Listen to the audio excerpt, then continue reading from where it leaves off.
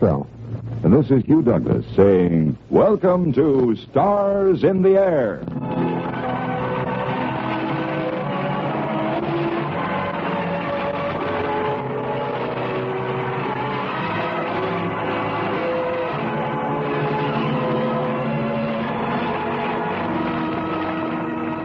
Good evening, ladies and gentlemen, and welcome again to another 30 minutes of transcribed adventure. A most extraordinary story tonight, one that would be hard to believe if it weren't documented by fact. Stars in the Air is proud to bring you 20th Century Fox Studios' great box office hit, The House on 92nd Street, starring Keith Purcell in the role of Bill, and this year's Academy Award winner, Humphrey Bogart, as Inspector Briggs.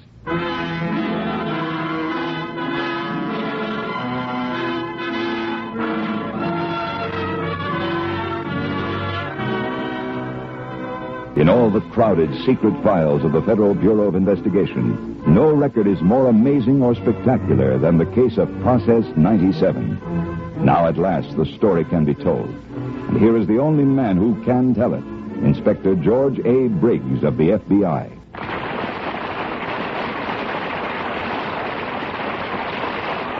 The case of Process 97 began for us in the FBI on the 13th of May, 1941.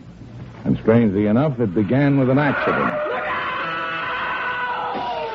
An accident and one other thing. A pair of pointed patent leather shoes.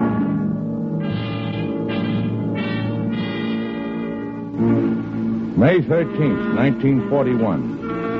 That afternoon, while crossing a busy New York street, a man had been hit by a taxicab. He was badly injured. And afterward, in the ambulance, with the intern and the traffic policeman. What do you think, Doc? Has he got a chance? Not much. You think maybe he'll... Wait a minute. He's trying to talk. Listen. Christopher. Hey, Joe, slow down. He's through. I wonder who he was. Well, there might be some identification on him. Yeah, here's something. Spanish passport. Francisco Alvarez. Notebook, too. Say, Doc, this stuff is all in German. Let's see. Stuff about ships, I think. And Brandkerngeschoss. That means incendiary bullet. It does? Hey, what kind of stuff is that for a guy to be carrying around? With a war on? Yeah. Does seem something funny about it. I'll say. I'm going to turn this stuff over to the FBI.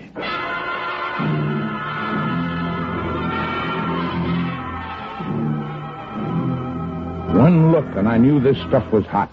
I didn't know how hot until later. And while my laboratory men were going over the notebook and the other papers taken off the dead man, I had the driver of the cab brought in. You see, Inspector, there was two of them, and they was talking and not looking, and I slammed on the brakes. But when I was... Now, what happened to the other man? Oh, he jumped out of the way. And the next thing I know, I'm out in the street holding this fella's head and screaming for an ambulance. And then the other guy picked up his briefcase. He's carrying a briefcase? Yes, sir. And I remember seeing his pal pick it up, see? But later, when I look around for him, he's gone. Yeah, could you give me a description? No, sir. Well, except maybe one little thing. Yeah, what was that? Well, I was holding this fella, see, like I told you, see? And the other guy was standing there for a second. And I noticed one thing. Yes? His shoes. Shoes? Yeah, his shoes. A pair of pointed patent leather shoes.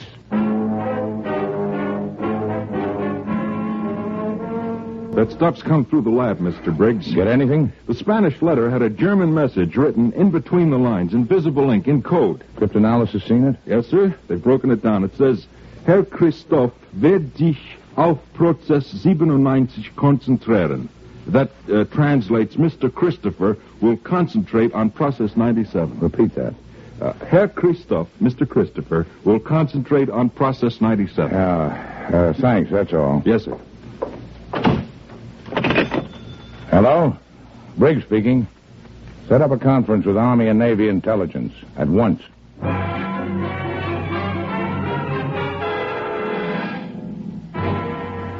Mr. Christopher will concentrate on... This is impossible, Mr. Briggs. No one knows that Process 97 even exists. I'm afraid the Germans know. How much they know, General, is something we'll have to find out. You've got to work fast. I understand. I'm not so sure you do, Mr. Briggs. Perhaps I should tell you, Process 97 is not just another weapon, not just a new explosive. Its properties, the scientific principles involved, may someday revolutionize life on this planet. Its military application is so devastating that I hope we will never be forced to use it. But until the process is perfected, it must be kept an absolute secret. And for that, we look to the FBI. We'll do our best, sir. Have you any other information? Well, not at this time. Well, there must be some lead. Who is this Mr. Christopher? I wish I knew. I was in a blind alley, and I knew it. But as it happened, at almost that very moment, across the sea in Hamburg, Germany... You will sail for New York tomorrow, Herr Dietrich, by way of Lisbon. I'm ready, Herr Strassen. I have your papers here. Draft card, driver's license, army discharge, social security. No one could tell them from originals. Pretty neat. These are your credentials, and here are the messages. Microfilm. They will fit into the back of your watch. Okay. Your mission is vital. When you reach New York, you will go immediately to Miss Elsa Gearhart. Through her, you will contact Colonel Hammerson and Adolf Klein. These are the only contacts you will make, Herr Dietrich. I see. Now, one thing more. There is one person in the United States who can countermand the orders I have given you. If you ever receive instructions from a Mr. Christopher, abandon everything else and place yourself entirely at his disposal. I understand. Now, where will I find this Elsa Gerhardt? She runs a fashionable dress shop in New York. I have the address here. In a house on 92nd Street. That was all very neat except for one thing. Bill Dietrich happened to be one of our men. An American born to German parents, the Nazis had made him a tempting offer, and apparently he'd agreed to work for them. But before he even sailed from Lisbon, his watch, with the precious microfilm, was exchanged for a duplicate and on its way to us by Atlantic Clipper. And 27 hours later, in our laboratory... You want this microfilm altered, Mr. Briggs? Now, just the last line. See where it says he's forbidden to contact any other agent? Yes, sir. How do you want it to read? Authorized to contact all other agents.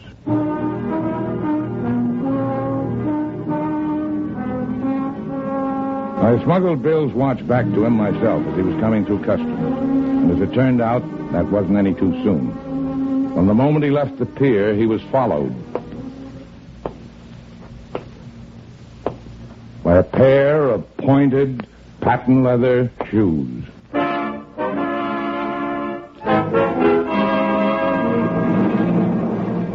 Elsa, you're sure these are his credentials? Microfilm, like all the others, Max. I don't like it. All the rest of us are forbidden to contact other agents. Why should he have so much authority? Why not ask him?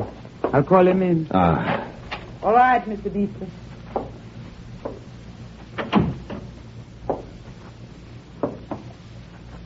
Hello?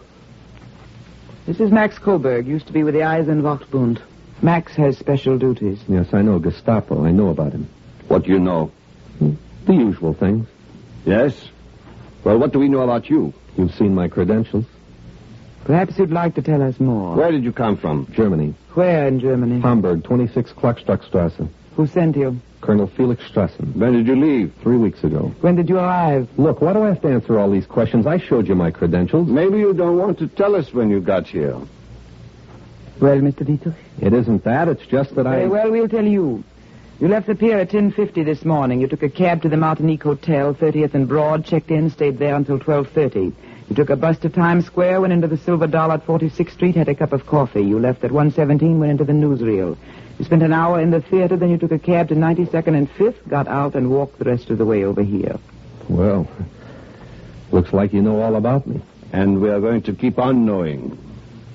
What's so special about you, Dietrich? Special? Why should you be authorized to know all our agents? Hamburg wants information direct and quickly. I'm to build a shortwave radio set. You'll help me get the parts, of course, and all information will clear through me, and those are orders. I see. You're to put me in touch with Hammershon and Adolf Klein. I've got money for them. I'll open an engineering office. They can contact me there. Now, if you'll give me back my credentials. Oh, goodwill. Of course. Thanks. And I'll let you know when I've got my office open. See you soon, I hope. Elsa, I don't like it.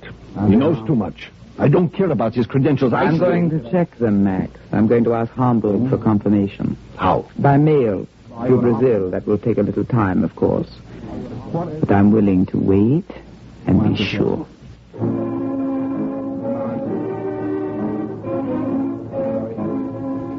That was the summer of 1941. Bill set up his office right away, a blind for the Nazis, a better blind for us. Through a secret opening in the wall, we took motion pictures of everyone who came in, made recordings of everything they said. In the meantime, Bill got a shortwave set going in a lonely section of New Jersey. And that seemed to satisfy Elsa and Max. But there was one little thing they didn't know. Well, I've substituted parts for the ones they brought me. The way the set is built now, I can only set about 100 miles. Well, that's enough to reach our long-range station. We'll pick up whatever messages you send, take out what we think is dangerous, and send the rest on through to Hamburg. And we'll pick up their answers and relay the unimportant stuff to you. What are you grinning at, Bill? So it's quite a gag.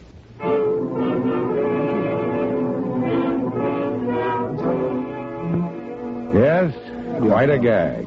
And it worked. That's how we operated for months, getting our information straight from Berlin. And all the time, Bill was widening his contacts.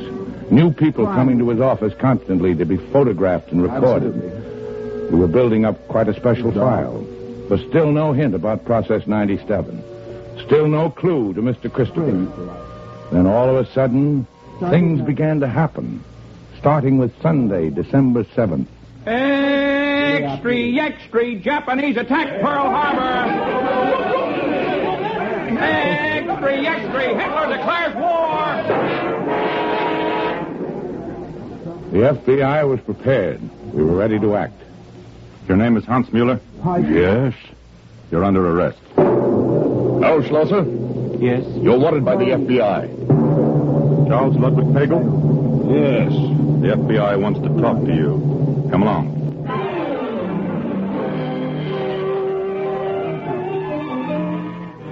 I didn't have Elsa and her pals brought in. I was still hoping for some kind of a break. And as it happens, it came that night. You want to see me, Elsa? I found your message at my hotel. Why did you take so long, Dietrich? Where have you been? Over at the radio shack. What's up? The war. At last.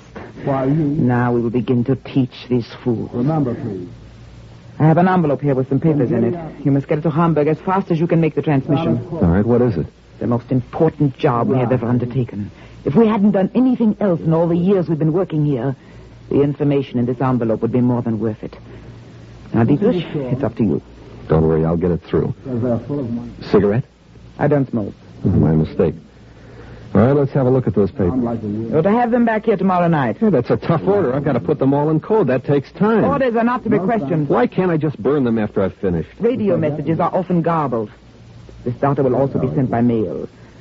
The order comes from Mr. Christopher. Christopher? The envelope was delivered less than 30 minutes ago. I can't impress on you how urgent it is. You don't have to, Elsa. I think I can guess.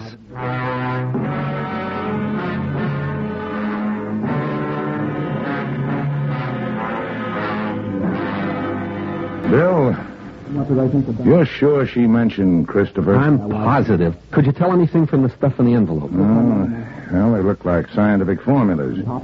They could be related to Process 97. I'll know better when Dr. Appleton gets here. He's flying up from Washington. Don't forget, I've got to return those papers by tomorrow. You know, it's the first lead I've had on Mr. Christopher. He's been so completely non-existent, I can't believe he delivered these papers himself. I'm pretty positive he didn't. What makes you so sure? Well, whoever did deliver those papers was in that room right before I got there. All right, then. Take a look at this. A cigarette butt. With lipstick on it. I snitched it out of Elsa's ashtray. Well, wouldn't you expect it to have lipstick on it? No, you wouldn't. That's my point. You see, Elsa Gerhardt doesn't smoke.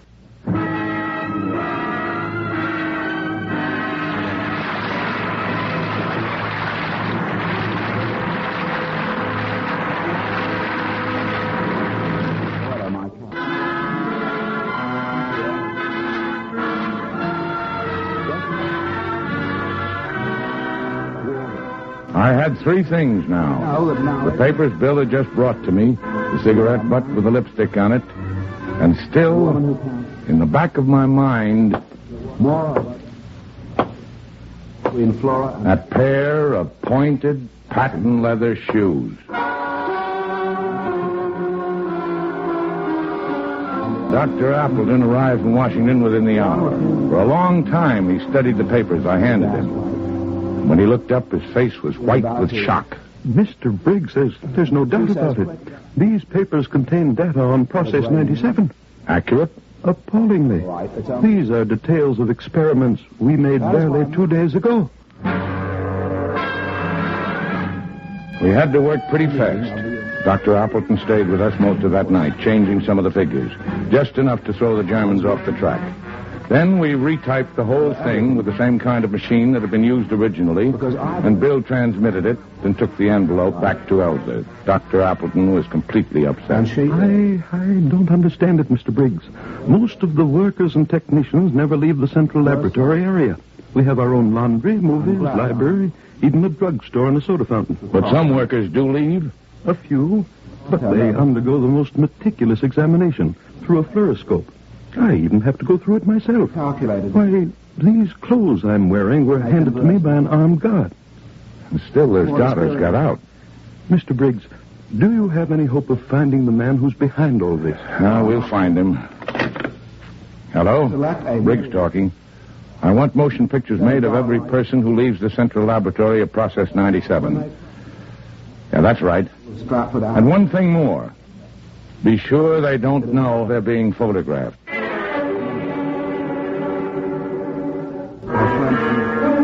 Well, we got those pictures all right through an X-ray mirror on the side of a truck parked opposite the entrance. And while that was being done, we went to work on the cigarette butt, to be exact, on the lipstick. Our test showed it to be a certain brand made up specially for 98 different beauty parlors. All employees and clients of those beauty parlors were checked until the search narrowed down to one particular woman. A woman known to be a Nazi agent. Mr. Briggs, about that Louise Vodya. Hey, you got anything? Yes, sir. We've been taking motion pictures of everybody who came to see her. And? We've checked them against the pictures we got over at Process 97. One of those workers is a friend of Louise Vodya. Who? His name is Roper. We have a picture of him going into her house. You got anything else? Yes, sir. We made a search while she was out. The typewriter checks. It's the one on which those formulas were written. Well, that much adds up. The lipstick girl delivered the data to Elsa. Roper smuggled it out to her. We still don't know how. We've got to find out how. We won't bring him in until we do.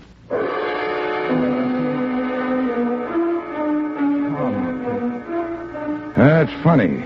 We didn't figure out the answer. We got it from Germany. A message came through for Bill. It said, on orders from Mr. Christopher, Max Coburg will remove GK2. The Christopher part of it was enough to catch my attention. But it was Bill Dietrich who explained the rest. GK2. That's a familiar word in Hamburg for a very special type of agent. Yeah? Yeah, it means memory artist. A memory artist? Hamburg was always looking for them. You know, they took a special course to improve their memories even further. You think it's possible for a man to get those formulas out by memory? Complicated stuff like that? Well, it seems incredible, but that's what they're trained to do. Yeah. Well, it could be at that. Memory artist, photographic mind, a little bit at a time. Come on, Bill. Let's take a walk. Where to? Broadway. To see some vaudeville agents.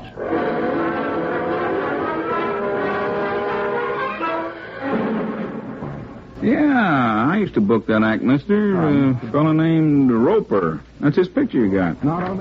Vaudeville, banquets, special parties. Demonstrates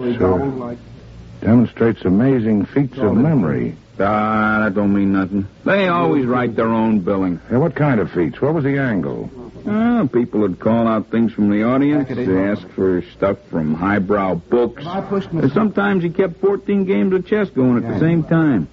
Lousy game. I regret 14 games at the same time. That would mean a remarkable memory. What's the difference? It ain't box office. I'll take this picture along. You'll get it back. Don't bother, mister. The act is out of date. We were ready to move now. We brought the girl in and picked Roper up, too. It wasn't any job to break them down. We had too much evidence. But the one thing I wanted, I still couldn't get. I tell you, I don't know, Mr. Christopher. I've never seen him. All right, Roper. And how did you deliver the formulas? I left them at Lang's bookshop on 59th Street. I put them in a book called Spencer's First Principles. Those were my instructions. When did you make your last delivery? This morning on my way to work. And what was it you delivered? And if there was... Come on, what was it? The latest data. Our final experiments. Come along, Roper. You're under arrest. That meant more secret motion picture work on Lang's bookshop. Every person who came in or out. And finally, we had a clue. I think we've got something, Mr. Briggs. We got a shot of this man coming out of Lang's bookshop. And we've got the same man on another reel. Yeah, which one? Some stuff we shot last week. He was going into the house on 92nd Street. Did you question Lang? Yes, sir. He admits it's the fellow who picked up the formulas, but he swears he doesn't know who he is. Shall we bring in Elsa Gerhardt now? No. No, let's bring in Mr. Christopher.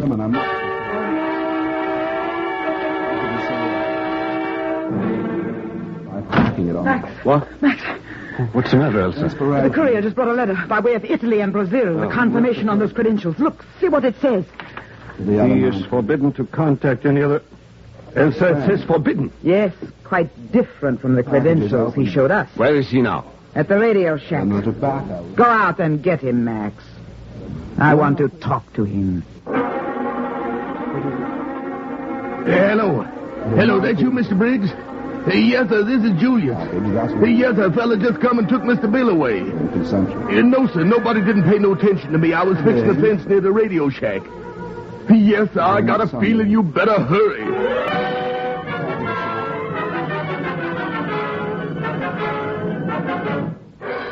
You better talk, Dietrich. Come on, talk! Okay. I can keep this up for hours! It won't do any good, Max. He'll start talking when the injection starts to work. What was it you gave him? Scopolamine. Drugs part of the brain. My blow, Palm. Maybe working now. Let me have a try. Wake up. Wake up, you! Wake up and talk! With an appreciation. Not a chance. All right. We can wait. I'll take it. About that later. Yes? I'd like to talk to Bill Dietrich. I'm sorry, he's not here. Listen, we've taken over the ground floor. The house is surrounded. Surrounded? FBI. We'll give you exactly 2 minutes. Women come out first. The men will follow, hands above theirs. Max, turn off the lights. What's the matter? What's up? Something's gone wrong. It's the FBI. It didn't take too long. Things happened pretty fast after that. Bill was in the room. Perhaps he can tell you better than I can. How about it, Bill? Well, I don't know. I was sort of fuzzy right then, but... Well, it seemed to me that Elsa turned to Max and spouted a lot of orders at him, and then slammed through the door to the other room. Max started piling papers into the fireplace. You know, the old Dodge burning the evidence. But just then, a gas bomb came through the window. That gave me the chance I was waiting for. I tackled Max. For a while, we were all over the place, and the gas was pretty thick. We were coughing and choking. By that time, you were crashing in the door. I thought if I could just hold on, but I couldn't. I was too weak. He shook me off and reached for his gun. I thought I was a goner for sure, but just then the door to the other room opened. It was awful smoky in there, but we could see a man. Max didn't stop to ask any questions. He started to shoot. Twice, and then again, and whoever it was came stumbling into the room and fell right in front of us. And then all of a sudden, Max dropped his gun and picked the man up, and he held him in his arms, and he just kept saying over and over, Elsa, Elsa, Elsa.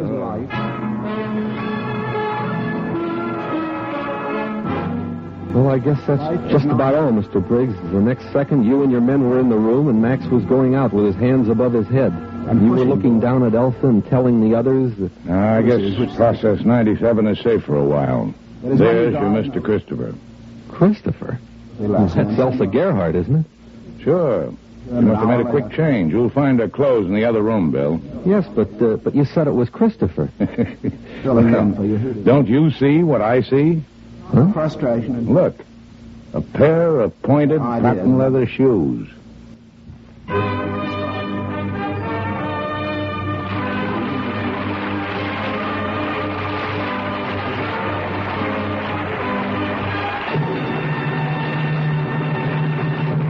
And so we seal up the doors of the house on 92nd Street. But before we leave the premises for good, here are Humphrey Bogart and Keith Purcell, back on stage for a few final words. And you, I can promise there'll be very few. You don't have to be an FBI inspector to know what this show means to us in Hollywood. It supports one of our greatest causes, the Motion Picture Country House and Hospital. And believe me, all of us are happy to share in that work by appearing here. Was he catered? Keith, am I right? All the way, Bogey. Well, I guess that wraps it up, so let's run along, huh? Oh, hit and run, huh? What's your hurry? Well, Hugh Douglas is waiting. And besides... Now, go ahead. Go on. Well, don't you have to get home and polish that Oscar you won for the African Queen? That does it. Good night, everybody, and thanks. Thanks again. Good night.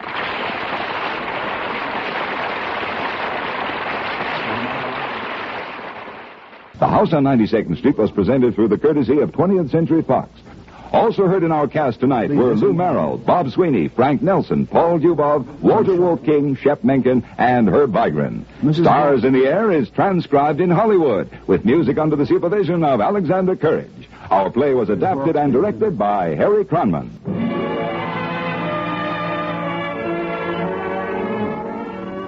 On CBS Radio, of course. This is Hugh Douglas speaking.